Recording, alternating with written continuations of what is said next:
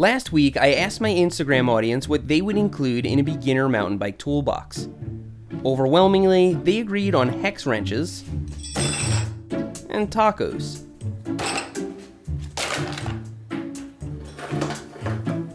Good start, but something's missing.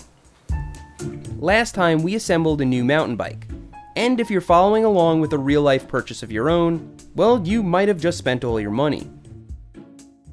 This is why we're talking about tools today.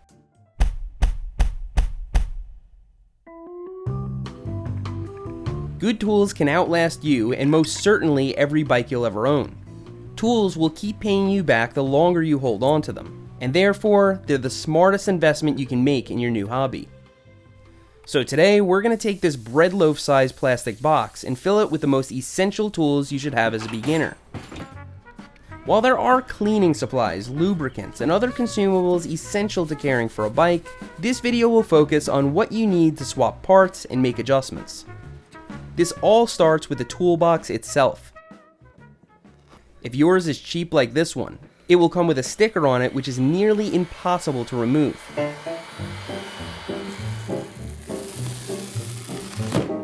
Once you've done the impossible, it's ready for your stickers. This will make your toolbox look and feel like your toolbox. And if your toolbox is like most, it already contains one of the most useful tools you'll ever come to know: a tray. While working on your bike, parts and tools will have a tendency to walk off, so use the tray to keep them contained. Of course, there are other containers you can use to help keep track of parts, but at the end of the day, they're just trays. Get in the habit of using this very important tool and save yourself a lot of frustration. Now, before you put anything in your toolbox, you should have a floor pump.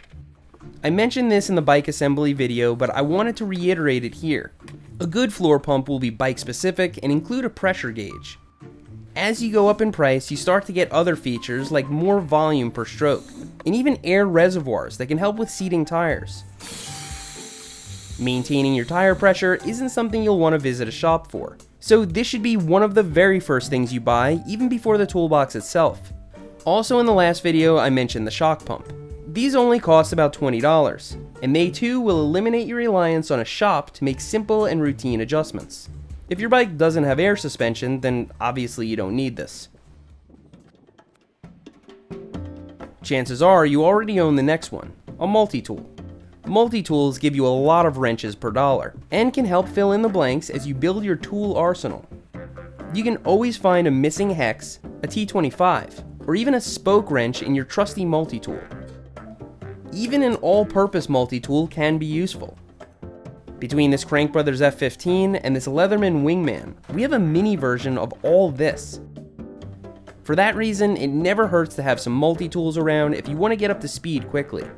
But like I said, multi-tools fill in the blanks. They rarely provide the leverage or capability you'll get from dedicated tools. So get yourself a set of metric hex wrenches very early on. Compared to the wrenches in your multi-tool, they have more leverage, can fit in tighter spaces, and are overall much easier to use. It's also important that you have duplicates of the wrenches in your multi-tool. Sometimes you need two of the same size. Since 3/4 of everything on your bike is fastened with hex bolts, you'll get your money's worth real quick. There are many styles of hex wrenches, like these T-handles and this highly ergonomical 3-way tool. But usually you'll get the best cost of performance out of these L-style wrenches. For the sake of this video, I bought a $7 set of them from Harbor Freight, and they're honestly not bad. But to me, the sweet spot lies around $15, which will get you a set of plated hex wrenches from Bondus. These have more leverage, are made of harder steel, and will resist rust for longer. They're not as fancy as a set of T-handles, but they offer similar utility at a considerably lower cost and footprint. Next, you're going to want some plastic tire levers. Most mountain bike tires can be installed by hand, but when you do need a tire lever, you need just that, not a screwdriver. So for a couple of bucks, they're a no-brainer to keep on hand. Next, pick up a set of really good needle nose pliers, and I stress a really good set. For this video, I bought a cheap pair from Harbor Freight, and unlike the hex wrenches which worked fine, these are truly terrible. The handles move around when you squeeze hard, they are unable to cut shift cable, and I could actually see the dents in the cutting blade after using them. On the contrary, these pliers can do the job of several tools, including a cutter, a crimper, and of course a normal plier. It can even cut housing in a pinch. Any set of pliers can also be used to undo a master link. Just grab your chain like so and squeeze. With so many uses, needle nose pliers should be high on your list, but to cut with them you'll need a decent set with good leverage and hard steel. The next tool is a T25, which is a size 25 Torx wrench, not to be confused with a torque wrench. Torx bolts can be identified with this little star pattern, and the most popular size is 25. In fact, the T25 is so common on bikes that it's usually the only Torx you'll find in a multi-tool. I have an entire set of Park Tool T-handle Torx wrenches, but the only ones I keep in the face of my workbench are size 25 and 15. In fact, I have T25s all over my shop for easy access. So while you could buy a whole set of these wrenches, one good T25 will serve you well. The next tool is an adjustable wrench with a rubber grip. Make sure it's big enough for your fork, which is usually just south of 30 millimeters. Although there are very few things on a modern mountain bike that require this style of wrench, they can all be turned with an adjustable one. Also, you can use it for extra leverage to crack loose a stubborn pedal.